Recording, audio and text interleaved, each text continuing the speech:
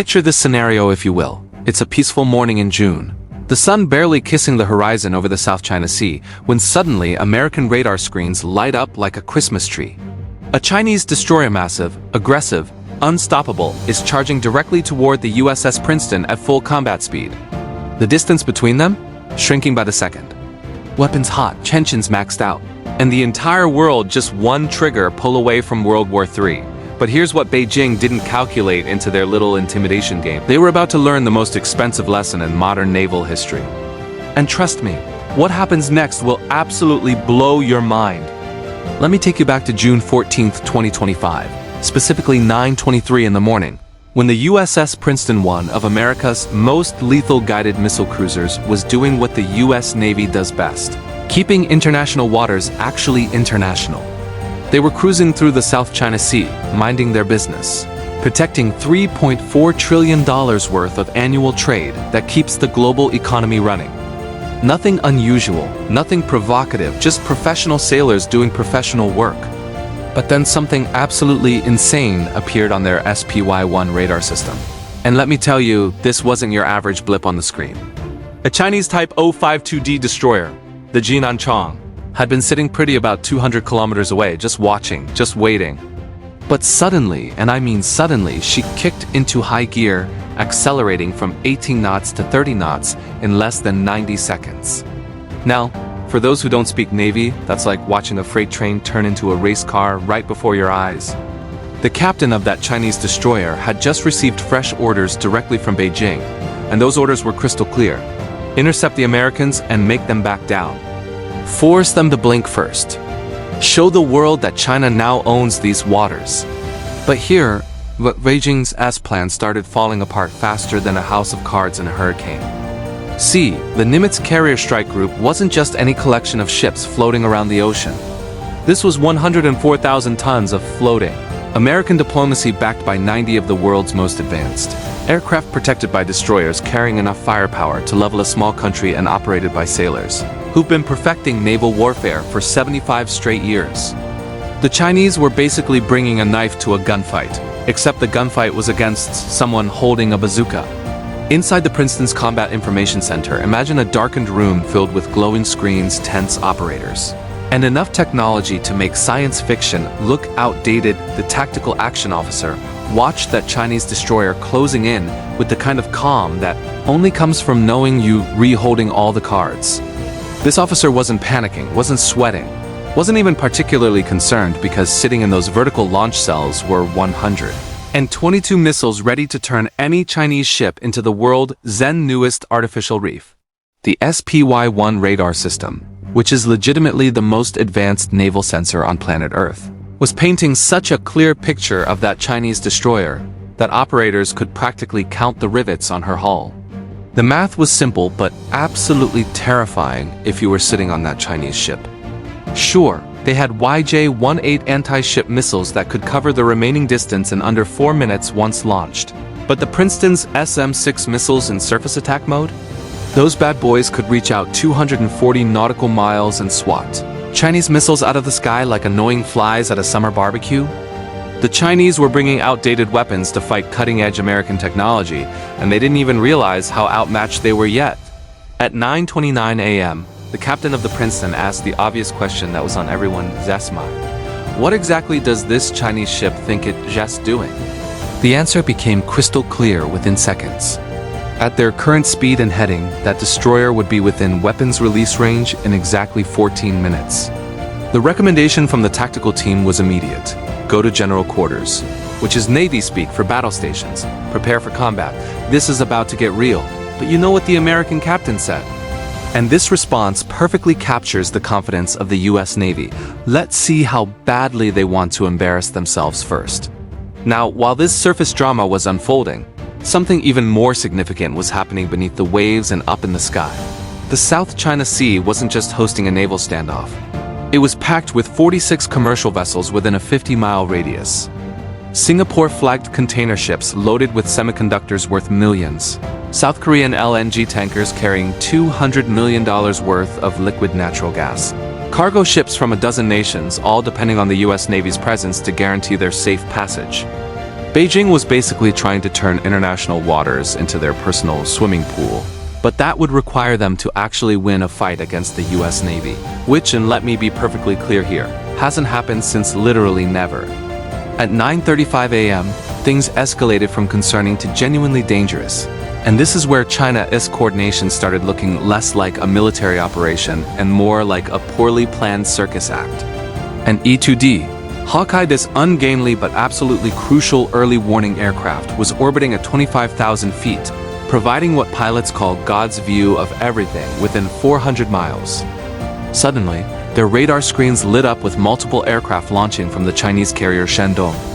These were J-15 fighters, China's attempt at naval aviation, climbing hard and heading south as if they actually stood a fighting chance against American Super Hornets. But here's where it gets absolutely hilarious from a tactical perspective. Those J-15 fighters were struggling to gain altitude, and do you know why? Because the Chinese carrier uses a ski-jump launch system instead of American-style catapults. This means their fighters launch with reduced fuel and weapons loads, burning precious fuel just trying to reach combat altitude, while American jets launched at full combat weight with fuel to spare. It's like watching someone bring a moped to a motorcycle race and wondering why they're losing. Meanwhile, underwater, American sonar operators detected something that made them almost laugh out loud. A Type 039 diesel-electric submarine was trying to sneak closer, but this thing was making so much noise it might as well have been broadcasting its position on AM radio. Any competent submarine crew would have been absolutely mortified by how loud they were. But there it was, chugging along like a freight train in what was supposed to be a stealthy approach. The Chinese weren't just being aggressive. They were orchestrating a multi-domain intimidation campaign with equipment that belonged in a military museum. Surface ships from the 1990s carrier aircraft that couldn't carry full weapons load submarines. So loud you could probably hear them without sonar equipment. This was textbook bullying, the kind that only works if your target is too weak or too scared to fight back. Unfortunately for Beijing, they just challenged the absolute wrong Navy in the absolute wrong ocean. The US Navy had been perfecting blue water dominance since 1914. And these Chinese forces were about to receive the most expensive free education in naval warfare ever delivered. By 9:37 a.m., the USS Nimitz flight deck erupted into that beautiful controlled chaos that only American carriers have truly mastered over decades of practice. FA-18E Super Hornets from VFA-14, the legendary Top Hatter Squadron, rocketed off those catapults at 45-second intervals. Steam billowed from the catapult tracks as American naval aviation did what it does better than anyone else on Earth: project overwhelming power with surgical precision. This wasn't just launching aircraft. This was conducting a symphony of destruction with perfect timing. The 1st Division of Super Hornets climbed through 15,000 feet, and their APG-79A ESA radars were already painting those incoming J-15s at maximum range. The technological mismatch was almost unfair. These American radars had 6,000 transmit-receive modules that could track dozens of targets simultaneously, while Chinese mechanically scanned radars swept back and forth like ancient lighthouses, broadcasting their position to anyone with working sensors. But the weapons and fuel disadvantage was just what the Chinese could physically see and measure. The real advantage? Every single F-18 was connected via linked 16 data networks, sharing sensor data in real time. When one American aircraft saw something, they all saw it instantly. Chinese pilots, by contrast, relied on voice commands and individual sensors, like trying to fight a network team while wearing a blindfold and earplugs. Then the EA-18G Growlers entered the fight, and they didn't fire a single missile. They didn't need to. These electronic warfare variants carried ALQ-99 jamming pods that could fry enemy electronics from 100 miles away. As they established their jamming orbits, Chinese communications began fragmenting like a dropped phone screen. On Chinese radar displays, ghost contacts multiplied like rabbits. American fighters appeared and disappeared, multiplied and merged. What looked like 4 F-18s suddenly became 12, then 20. Radar locks broke and reformed constantly. J-15 pilots found themselves fighting phantoms while real threats maneuvered completely unseen. It was electronic warfare at its absolute finest. At 9:47 a.m., the Chinese crossed a line that would have triggered immediate retaliation from literally any other navy on Earth. The Jinan Chong's Type 346A phased, Array radar stopped searching mode and locked directly onto the USS Nimitz with fire control quality tracking. In naval warfare, this is one breath away from launching missiles, the electromagnetic equivalent of pointing a loaded gun directly at someone's head. Inside Princeton's Combat Information Center, the response was immediate but measured, because American discipline drilled through countless exercises held absolutely firm. The Princeton's own fire control radars remained in standby mode, but make no mistake about the situation. Those 122 vertical launch cells contained enough firepower to send the Jinan Chong to the ocean floor in seconds. SM-6 missiles that could reach out 240 kilometers. SM-2 missiles in surface mode, all ready, all targeted, all updated continuously. That Chinese destroyer was at risk from multiple weapon systems, from multiple angles, with absolutely zero chance of survival if anyone squeezed a trigger. The fire control lock persisted for exactly 30 seconds, long enough for China to claim they could have attacked, not long enough to trigger American self-defense measures. It was choreographed aggression, but against the completely wrong opponent. Up in the air, a J-15 pilot decided to demonstrate his own brand of recklessness by breaking formation and diving toward an F-18 in what fighter pilots call a thump, an aggressive close pass meant to intimidate and rattle your opponent. But this American pilot had trained at Top Gun, where such maneuvers are literally eaten for breakfast as warm-up exercises. He simply rolled inverted and pulled directly into the Chinese fighter's 6 o'clock position. For 3 glorious seconds, that American pilot had a perfect firing solution. His helmet-mounted display showed the Chinese fighter's engines glowing hot in infrared. One squeeze of the trigger would send an AIM-9X Sidewinder missile straight up that J-15's tailpipe. Game over. He didn't squeeze because professional discipline held firm. But that moment passed with everyone knowing exactly who owned the sky. At 2:30 in the afternoon, the USS Nimitz launched absolutely everything that could fly.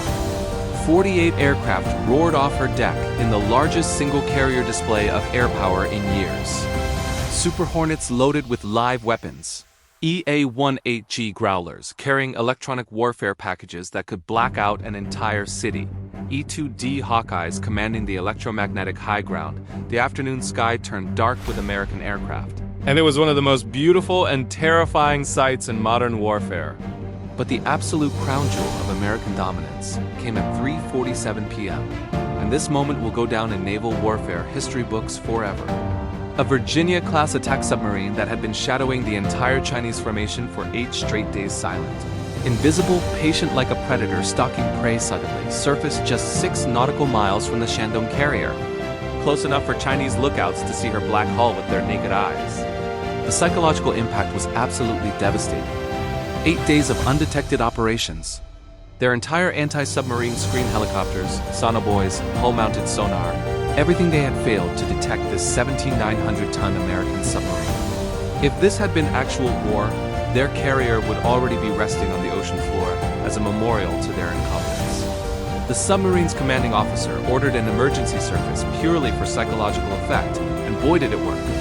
The submarine burst from the water like a breaching whale, water cascading off her hull in the afternoon sun while Chinese photographers captured perfect shots of American undersea dominance. After about 90 seconds, enough time to be seen, photographed, and reported all the way back to Beijing, she silently slid back beneath the waves. The message was crystal clear and impossible to misunderstand. We own the undersea domain. We've been watching you this entire time, and you never even knew we were there.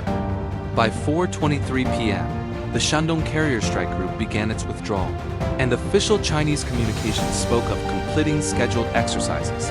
But absolutely everyone knew the real truth. They'd come to demonstrate Chinese naval power, to intimidate lawful navigation, to claim waters that didn't belong to them and never would. Instead, they received a masterclass on why the U.S. Navy remains utterly undefeated, why American sailors are trained better, equipped better, and operate better than any naval force in human history. They learned why the South China Sea, despite China's name being right there in the title, is effectively America's 6th Great Lake. This wasn't just a military victory. It was a statement heard around the entire world. Challenge American naval supremacy at your own peril, because the gap between us and everyone else isn't measured in years but in entire generations of technology training and tactical excellence. If you found this breakdown absolutely fascinating and want more deep dives into military operations that shaped our world, smash that subscribe button, hit the notification bell, and drop a comment telling me which naval confrontation you want analyzed next. Because trust me, we're just getting started with these incredible stories of American military dominance.